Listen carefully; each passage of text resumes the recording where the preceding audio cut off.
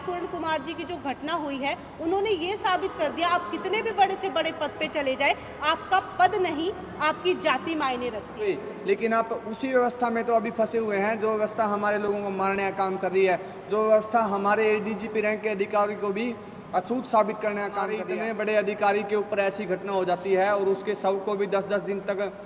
अपनी मांग मनवाने के लिए रखा जाता है, तो फिर जो है अब क्या कसर रह गई है। खट्टर साहब का जो विवादित बयान था और वाई पूरण कुमार जी की जो सिस्टमैटिकली जो मर्डर, मैं इसको सिस्टमैटिक मर्डर का नाम देना चाहूँगी, जो जैसा कि आप सभी को जानकारी है, सर्वप्रथम आप सभी का मैं जो आप चैनल के माध्यम से आपके दर्शकों का और आपका चैनल का बहुत बहुत धन्यवाद करना चाहती हूँ। आज जींद में एक मीटिंग रखी गई जो ओएससी, डीएससी और ओबीसी वर्ग की रखी गई है, जिसका मुख्य उद्देश्य हरियाणा प्रदेश में दिन प्रतिदिन जो अत्याचार बढ़ रहे हैं और जो पूरे भारतवर्ष में, चाहे वो चीफ जस्टिस ऑफ इंडिया उन पर जूता फेंकने का हो, या फिर खट्टर साहब का जो विवादित बयान था और वाई पूरण कुमार जी की जो सिस्टमैटिकली जो मर्डर, मैं इसको सिस्टमैटिक मर्डर का नाम देना चाहूँगी, जो अप्रत्यक्ष रूप से किया गया है, उन तमाम मुद्दों को लेकर के आज एक बैठक रखी गई और उस बैठक का निर्णय यही है कि भविष्य में इस प्रकार की चीज़ें ना हो, इस प्रकार की घटनाएं ना हो, उनसे किस प्रकार से लड़ा जा सके और एक ऐसी कमेटी का निर्माण किया जा सके जिसमें हमारे पास, चाहे वो लीगल तरीके से लड़ने के लिए एडवोकेट्स हो, चाहे वो आंदोलन करने के लिए क्रांतिकारी सोशल एक्टिविस्ट हो, या हमें किसी भी प्रकार की जो भविष्य में घटनाएं हो उनसे लड़ने कैसे किस प्रकार से डील किया जा सके, चाहे वो किसी को भी मुंह तोड़ जवाब देने का हो, चाहे वो आंदोलन करके हो, चाहे वो किसी भी प्रकार से हो, इन सारी चीज़ों को लेकर के आज बैठक रखी गई और उसका अंतिम निर्णय यही रखा गया कि जैसे खट्टर साहब ने एक विवादित बयान दिया था डॉक्टर अंबेडकर को लेकर के, तो भविष्य में 2-4 दिन के बिटवीन उनका पुतला भी फूकने का काम किया जाएगा और भविष्य में कोई भी ऐसा व्यक्ति हो, चाहे वो गणमान्य हो, चाहे वो राजनीतिक हो या सामाजिक हो, अगर हमारे महापुरुषों के जो सम्मान को ठेस पहुंचाएगा तो उनके साथ हम इसी प्रकार से जो है सख्ती से पेश आएंगे और उसका जवाब ज़रूर दिया जाएगा। वाई पूरण और संदीप लाठर की आत्महत्या के बाद हरियाणा में जो विपक्ष की भूमिका रही है उसको आप लोग किस तरीके से देख रहे हैं? देखिए, सबसे पहले तो मैं भावपूर्ण श्रद्धांजलि अर्पित करना चाहती हूँ वाई पूरण कुमार जी, और चाहे वो एएसआई संदीप लाठर जी हो, क्योंकि उनके परिवार से भी एक व्यक्ति गया है, तो ये काफ़ी संवेदनाएं हैं उनके परिवार के लिए और उनके लिए भी, लेकिन ये बहुत बड़ा षड्यंत्र है जो हरियाणा सरकार के द्वारा रचा जा रहा है और भोले भाले लोग हैं जो इसकी अनदेखी कर रहे हैं और कहीं ना कहीं मैं कहूँगी एक इनोसेंट आज एक मतलब उनकी बलि चढ़ गया और ये जो सारा कॉन्स्पिरेंसी जो रची जा रही है वो कहीं ना कहीं सिर्फ और सिर्फ अपनी सत्ता को काबिज करने के लिए रखी जा रही है। अगर विपक्ष की बात की जाए, कितनी भी बड़ी से बड़ी घटना हो तो हमेशा विपक्ष उसमें बीच में कूदा है और विपक्ष आया है, और अगर कांग्रेस सरकार होती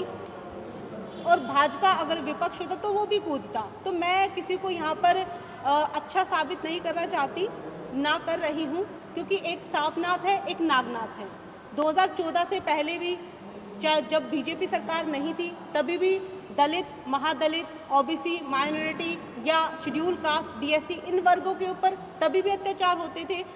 क्योंकि हमारा तो सरकारी आंकड़ा ही प्रति 16 मिनट के ऊपर एक दलित के ऊपर अत्याचार होते हैं, तो उसको तो ख़त्म नहीं किया जा सकता। लेकिन मैं ये कहना चाहती हूँ कि आज जो बीजेपी सरकार इतना जो आक्रामक रूप बना करके आई है, क्योंकि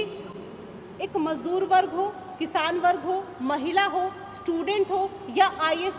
पदाधिकारी, क्योंकि वाई पूरण कुमार जी की जो घटना हुई है उन्होंने ये साबित कर दिया, आप कितने भी बड़े से बड़े पद पे चले जाए, आपका पद नहीं, आपकी जाति मायने रखती है। तो आज की जो मीटिंग है वो आज हमने यही संकल्प लिया है, अगर हमारी जाति मायने रखती है तो हमारी जाति में जन्मे, चाहे वो ज्योतिबा फूले हो, माँ सावित्रीबाई फूले हो या आंदोलनकारी महानायक डॉक्टर BR अम्बेडकर हो, हम उन्हीं के वंशज हैं। जिस प्रकार से उन्होंने उस समय में बड़े से बड़े आंदोलन करके जो अपना परचम लहराया था, और आज जो वैचारिक क्रांति हमारे लोगों के हमारे जैसे लोगों के अंदर है, आज हम उन्हीं के विचारों पे चल करके हम बड़े से बड़ा आंदोलन करेंगे। लेकिन इस प्रकार की जो एट्रोसिटी होती है, घटनाएं होती है, चाहे वायुपूर्ण कुमार जी हो, उनको न्याय दिलाकर ज़रूर हम उनको न्याय दिलाकर ही रहेंगे। कार्रवाई चल रही है जी? ये मामला पूरा कोर्ट में जा चुका है और कल 26 तारीख है, कल पंचकुला में एक शोक सभा रखी गई है और उसी के तहत हम परिवार से भी मिलेंगे और वहीं पर सारी चीज़ें होगी। कोर्ट जो भी फैसला करती है, अगर परिवार कोर्ट के फैसले से संतुष्ट है तो हम भी संतुष्ट होंगे, लेकिन अगर परिवार कोर्ट के फैसले से संतुष्ट नहीं है तो जिस प्रकार से आज तक हम परिवार के साथ हैं, हम कल भी परिवार के साथ रहेंगे, लेकिन उनको न्याय जरूर दिलाकर। लीगल लड़ाई में एक बात और है, कल से ही सोशल मीडिया के माध्यम से ये खबरें फैलाई जा रही हैं कि फलां मंत्री को या फलां अनुसूचित जाति के नेता को भारतीय जनता पार्टी का प्रदेश अध्यक्ष बनाया जा सकता है, या भविष्य में अगर मुख्यमंत्री बदला जाता है तो उसको बनाया जा सकता है। एक बात मैं,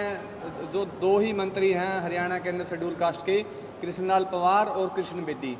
एक वाल्मीकि समाज से है और एक समाज से है। मैं समाज से ये अपील करता हूँ, चाहे इस पार्टी के किसी भी नेता को, किसी भी जाति के नेता को शेड्यूल कास्ट के प्रदेश अध्यक्ष बनाया जाए या सीएम बनाया जाए, साथियों इन लोगों के आगे आरता लेके खड़ा नहीं हो जाना है। अब जब हमारे इतने बड़े अधिकारी के ऊपर ऐसी घटना हो जाती है और उसके शव को भी 10-10 दिन तक अपनी मांग मनवाने के लिए रखा जाता है, तो फिर जो है अब क्या कसर रह गई है। मैं जो भारतीय जनता पार्टी के अंदर काम कर रहे कार्यकर्ता हों, चाहे किसी भी स्तर के हों, मैं उन लोगों से भी ये अपील करता हूं, आप लोग ये बात तो कहते हो कि भाई हम हैं भारतीय जनता पार्टी में, लेकिन हैं समाज के साथ में, विपत्ति में तो आप समाज के साथ खड़े हो गई, लेकिन आप उसी व्यवस्था में तो अभी फंसे हुए हैं जो व्यवस्था हमारे लोगों को मारने का काम कर रही है, जो व्यवस्था हमारे एडीजीपी रैंक के अधिकारी को भी अछूत साबित करने का काम कर रही है। आप उसी व्यवस्था के जो पेड़ है उसकी जड़ों में पानी डालने का काम कर रहे हो और उसे फलने और फूलने में उसकी मदद कर रहे हो। आप जो है इन लोगों का बहिष्कार करो, चाहे कृष्णलाल पंवार हो, चाहे कृष्ण बेदी हो। कृष्ण बेदी ने तो यहाँ तक कि 4 दिन तक कोई सोशल मीडिया पे पोस्ट लिख के श्रद्धांजलि तक नहीं दी थी और अंतिम संस्कार तक भी नहीं पहुँचे। और जब दोनों मंत्री वहाँ पे पहुँचे घर पे, तो वहाँ पे समझौते की बात करी थी इन लोगों ने, और हमारा समाज इन दोनों लोगों को अपना हितैषी समझता है। ये हमारे हितैषी नहीं है। कल को चाहिए बीजेपी के प्रदेश अध्यक्ष बन जाएं या इस प्रदेश के मुख्यमंत्री बन जाएं, जैसे आज नायब सिंह सैनी के साथ हो रहा है कि आरएसएस के हेडक्वार्टर से जो आदेश आता है वही लागू होता है, वही इनके साथ होगा, चाहिए प्रदेश अध्यक्ष बने, चाहिए सीएम बने।